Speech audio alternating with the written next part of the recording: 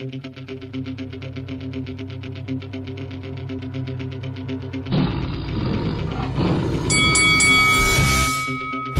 this is Carl the Cobra Frutch, and you're watching Lights Out. This is Faisal Khan for Lights Out, proudly sponsored by Spartan's Law. We're in Camden, London for the workout for this Saturday night's huge fight between Dillian Whyte and Jermaine Franklin. I'm delighted to be joined by Dmitry Salita. Dmitry, good afternoon. First of all, how are you doing? I'm doing great. Arrived in London today.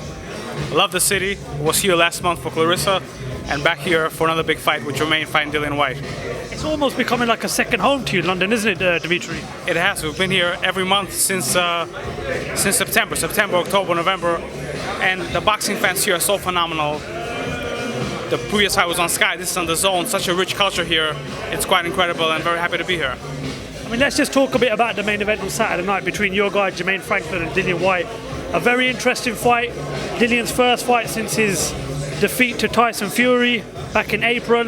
Jermaine's debut in the UK, and we're finally going to find out what Jermaine Franklin is actually all about. And what a test to start off with a real heavyweight contender in Dillian Whyte. First of all, how confident are you that Jermaine is ready for such a huge stage and such a big step up in Dillian Whyte? I feel very confident. I signed Jermaine a little more than 3 years ago, and I felt that he was the best American heavyweight prospect. Now he's a contender. It is Jermaine's fight to win. I believe it's perfect timing in terms of the fight happening with Dillian Whyte. Dillian Whyte is a very good fighter, very experienced, big name, but I feel like he's sliding down just a little bit. And Jermaine is a young guy. He's in great shape. He spent over a month in Tyson Fury's camp getting ready for this fight. He's very hungry. He wants to break out, and this is the opportunity to do it.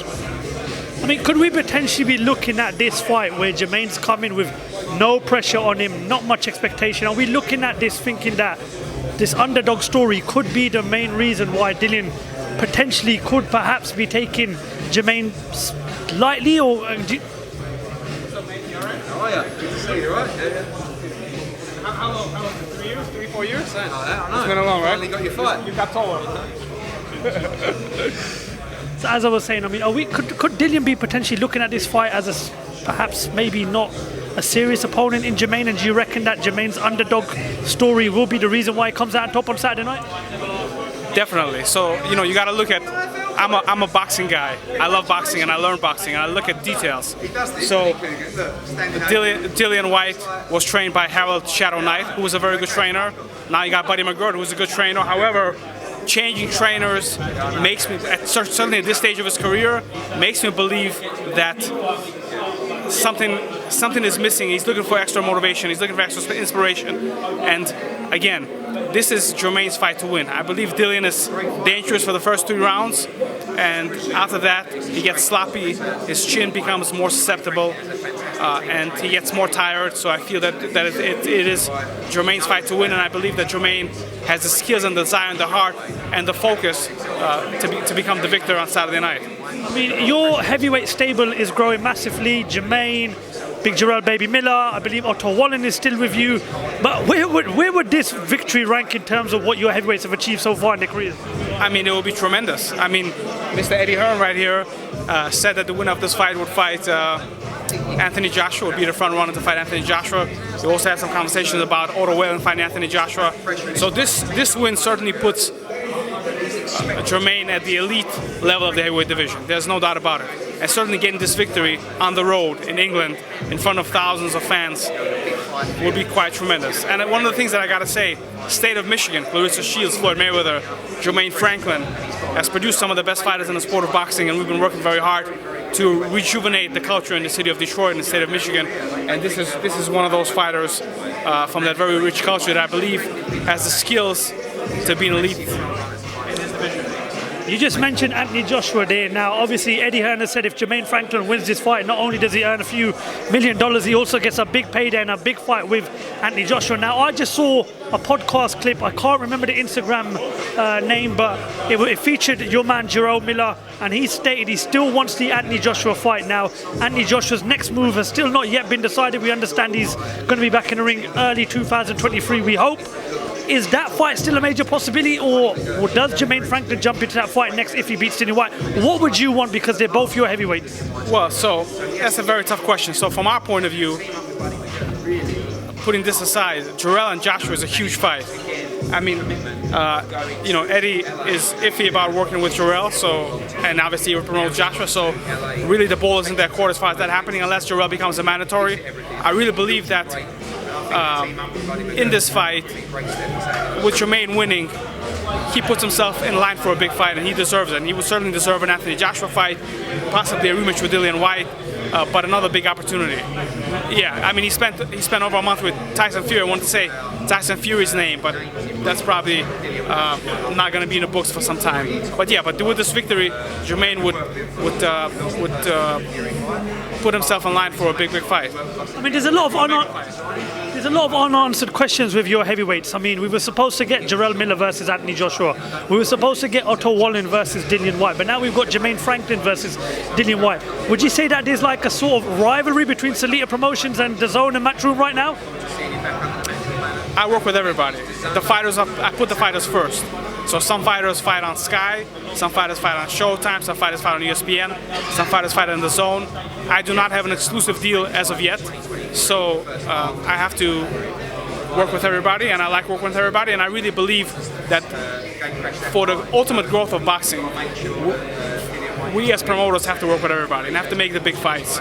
At this point, being that I'm in between all of these different worlds, so to say, I'm getting great experience of being able to communicate with everybody and making these big fights. So is there competition? I don't think there's competition. I mean, it's normal for everybody to want to be the best. I want to be the best, but me wanting to be the best doesn't preclude Matchroom from being the best, or Boxer from being the best, or Topper from being the best. I always say there is no real number one. There's a couple of number ones, and you should strive to be number one as a fighter, as a promoter. But being number one is not exclusive. It should be inclusive. And I really believe from my fighting days that for the fighters, for the promoters, for the fans, we have to be inclusive, not exclusive. And there is a problem with the current boxing structure business that is very exclusive. And we can talk about that at a different time because it's a lengthier interview and I have a lot to say about it. But it's a big problem that it's exclusive and not inclusive. Well, hopefully we'll get that exclusive with you one day, Dmitry. First of all, going back to, I believe it was roughly over a month ago, many congratulations on Clarissa's win over Savannah Marshall, now a three-time undisputed world champion, a phenomenal figure, an iconic figure in boxing. But now the question is, what is next for Clarissa? We understand that she's open to a rematch with Savannah, but that would obviously have to take place in America because Clarissa now holds all the belts. There's talks of a fight with Natasha Jonas. What can you tell us in terms of Clarissa's progress and what could be awaiting for her next? We want to make the biggest and the best fights. There was a poll on Twitter yesterday. What was the most significant fight of 2022? And to me, the most significant fight of 2022 was Claressa Shields versus Savannah Marshall, because it had cultural significance that's going to last for decades to come. It's like Muhammad Ali versus George Foreman, Muhammad Ali versus Joe Frazier. It's so significant for women's rights, for women's empowerment, for the growth of women's boxing and women's sports in the world. I would love for Clarissa to fight in the Middle East. I would love for Clarissa to fight in Africa. I really believe that socially it would cross borders and really be tremendous for the sport of boxing, for culture, for Claressa Shields. I really believe that she's the GOAT. She's a generational athlete that is mentioned with the realms of Muhammad Ali, Jackie Robinson, Michael Jordan, and all the greats. So as a woman who's accomplished what no man or woman has ever accomplished, I really believe that we want to break ground and accomplish these great things. And the fights in Africa and fights in the Middle East would be tremendous. So in terms of a next opponent, I mean, obviously you'll play a part in that. What would you want to see her do next? Do you like the idea of the rematch with Savannah Marshall, or would you like her to take on Natasha Jonas, Dmitry? I think that the rematch makes a lot of sense at some point. Natasha Jones makes a lot of sense. Possibly Cecilia Brækhus makes a lot of sense. Clarissa said that she'll go up and down in weight to make the biggest and the best fights. So all those fights are big possibilities. And we'd love to, as you can see, from Clarissa's pro debut, she's fought Franchon Cruz in her pro debut, who's now the unified super middleweight world champion. We've made the biggest and the best fights. Clarissa told me from the beginning of her career, Dmitry, make the biggest and the best fights. We want us to change the sport of boxing. And you look at your resume, how many world champions and undefeated fighters she's fought. So we definitely want to do that. We want to make the biggest and the best fights. If it's Jones, we make Jonas. A rematch with Marshall, I believe, would be significant. And certainly come back to the UK would be great. Fight in the United States, in Detroit, in Flint, in Vegas, and in Africa and Middle East are really on top of our agenda to make it a special, very special. She's a 2-time Olympic gold medalist. She's a 3-time undisputed world champion. I mean, what more is it that Clarissa is looking to achieve? Because it's pretty fair to say that she's practically done everything in boxing. She could walk away from the sport of boxing and be recognized as the GOAT today, but she's in the peak of her career, which is incredible, and she knows who she is. And I believe that her fights are of social significance, and that's why I keep talking about territorial fights, how important it will be for her to fight in Africa and the Middle East, because it will be so powerful and so symbolic of so many incredible things. But there are things for Clarissa to do, and we're working diligently on it, and we'll have some big news coming in the near future. I would say in the beginning of next year. Well, we look forward to seeing what's next with Clarissa, because I'm pretty sure it's going to be huge. As you mentioned, you want the fights in the Middle East, you want to take her to Africa. Wherever Clarissa goes, it's always big for boxing. I just want to get your thoughts on Misfits Boxing, YouTube Boxing, Jake Paul, KSI, Dylan Dennis. You know, we saw at the last show Greg Hardy stunned everybody by knocking out Hasim Rahman Jr., but Misfits Boxing and YouTube Boxing is growing massively. How have you taken to YouTube Boxing so far, and what do you make of YouTubers and TikTokers and social media influencers trying to help the sport of boxing grow? Have you seen it as a positive, Dmitry? So, speaking of YouTube, we have a YouTube Salita Promotions channel that has some of the best archive fights in the history of the sport of boxing.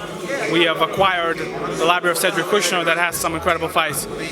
So, boxing fans should check it out. I believe guys like Jake Paul and KSI are good, because Jake Paul, I think, takes the sport seriously, and his success pushes the sport of boxing to the next level. So I believe it's good. To make it a big thing and that every celebrity, quote unquote, to fight, I'm not crazy about it. But if guys don't want to take the sport seriously and want to do exhibitions with guys like Floyd Mayweather and things like that, I'm okay with that. At the start of the interview, you said that you're a huge boxing fan. You know, you've been in boxing your whole life. Now, you tried making the biggest and best fights possible throughout your career. You now play a part in boxing where you're trying to put on the biggest and best fights.